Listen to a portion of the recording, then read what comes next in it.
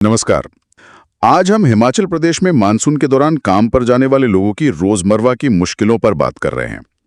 हमारे पास जो जानकारी है वो बारिश, रास्ता और रोजी नाम की एक प्रस्तुति से है। ये हमें खास रास्ते पर ले जाती है, कोलावाला भूड़ से खैरी और फिर काला आम का जो इंडस्ट्रियल एरिया है वहां तक। और ये जो तस्वीर सामने आती है वो सुबह की है, लगभग 8 से 9 बजे के बीच की।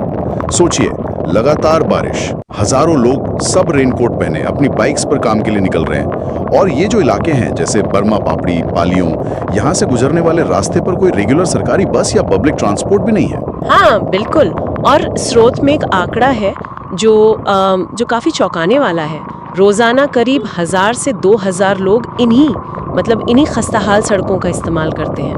और बात सिर्फ बारिश की नहीं है, चाहे कड़ाके की सर्दी हो या तेज धूप, ये सफर तो चलता ही रहता है। हाँ, रुकता नहीं है। क्योंकि देखिए, घर की जिम्मेदारियां हैं, पेट पालना है, ये चीजें मौसम का इंतजार नहीं करती है ना।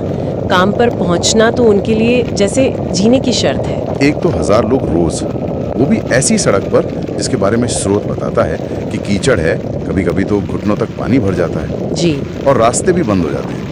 तो ये सिर्फ एक मुश्किल सफर नहीं है, ये तो रोज का एक संघर्ष है। स्रोत में एक छोटी सी घटना का भी जिक्र है जो बहुत कुछ कह जाती है। कोई बाइक वाला फिसलता है और पीछे से आवाज आती है, फिसल गया यार, धीरे। हाँ, वो छोटी सी बात, वो उस पूरे माहौल को, उस खतरे को और शायद एक दूसरे के लिए जो एक फिक्र है उसे भी दिखाती है। और अगर हम इसे थोड़ा बड़े पैमाने पर देखें तो ये सिर्फ एक सड़क या एक इलाके की कहानी नहीं है।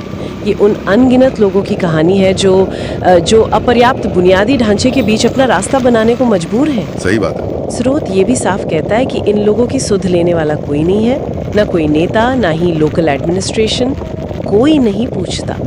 फिर भी बिना किसी शिकायत के वो ये रोज का इम्तिहान देते हैं। ये उनकी हिम्मत, उनकी सहन शक्ति को तो दिखाता ही है, पर साथ ही ये सवाल भी खड़ा करता है कि व्यवस्था कहाँ है। तो मतलब ये सिर्फ काम पर आना जाना नहीं हुआ, ये तो रोज की जरूरत है, मजबूरी है और साथ में एक जबरदस्त इच्छा शक्ति भी है। बिल्कुल। स्रोत हमें ये सोचने पर मजबूर करता है कि इस इंडस्ट्रियल एरिया की जो रफ्तार है वो शायद इन्हीं लोगों के कंधों पर टिकी है, जो हर रोज मौसम से, मुश्किलों से लड़कर वहाँ पहुँचते हैं। और उनकी ये जो जद्दोजहद है ये अक्सर अनदेखी रह जाती है।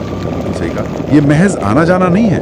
एक तरह से देखा जाए तो ये उस इलाके की अर्थव्यवस्था को दी जाने वाली एक अनकही सब्सिडी है, जिसकी कीमत ये कामगार चुका रहे हैं, अपनी सेहत से, अपनी सुरक्षा से और अपने वक्त से।